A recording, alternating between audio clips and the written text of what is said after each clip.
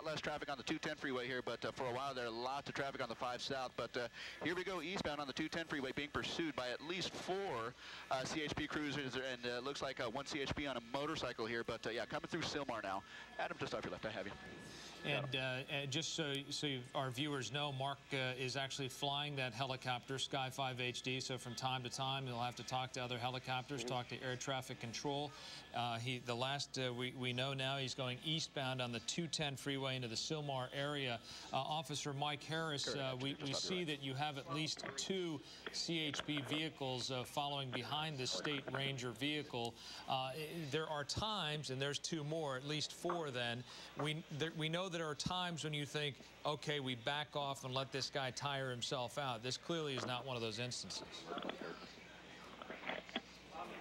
Mike Harris, you with us from CHP?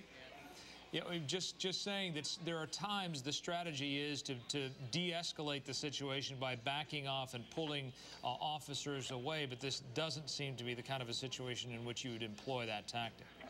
You know, pursuits are very fluid, and we definitely have to take them on a case-by-case basis. You know, the severity of this situation, they're in a patrol vehicle. The patrol vehicle has weapons in it. You kind of have to weigh the dangers of allowing somebody like this to go into society, you know, not being followed versus staying with them and doing your best to apprehend them. And that's what the officers on the scene are going to do, and the supervisors are going to coordinate.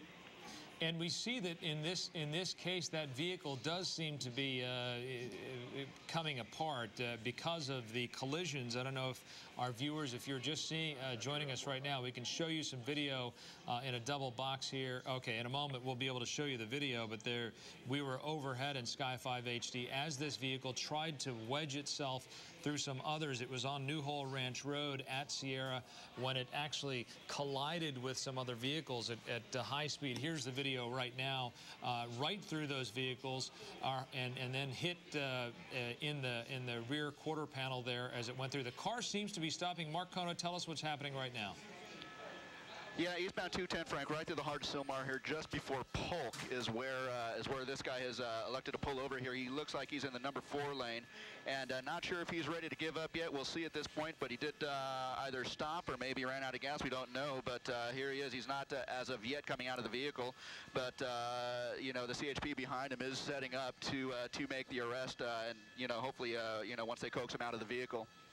And Officer Mike Harris, you see that we see a number of CHP vehicles deployed behind this park ranger vehicle, at least 1 suspect.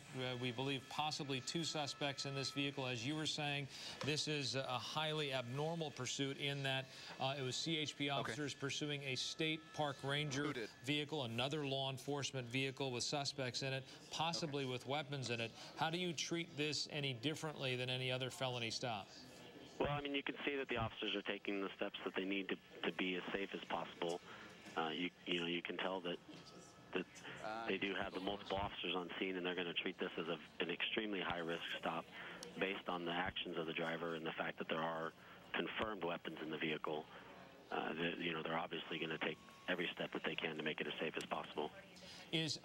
We obviously cannot hear what's being said, but one would presume as these officers approach that they've been instructed via loudspeaker to what? Put their hands on the steering wheel, make sure their hands are visible? Absolutely, yeah. You know, they're going to go through the different steps that they're known in the process that we have for making our felony stops and giving our instructions to the drivers and passengers in the vehicle. All right, there's suspect number 1 coming out, and if you go back, Mark, for a second, it looked like suspect number 2 is coming out of the vehicle on the driver's side. Mark, what do you see in there? Yeah, suspect number 2, or in other words, the driver, just being pulled out of the pulled out of the cabin there, and there he is lying on the ground there. Now, you know, interesting to note, just a couple of minutes ago, we did hear over the police radios some chatter about the suspect or one of these guys being on a 911 call and requesting an ambulance. So maybe that you know, leads us to believe that there may be some sort of an injury here. But there he is lying on the ground.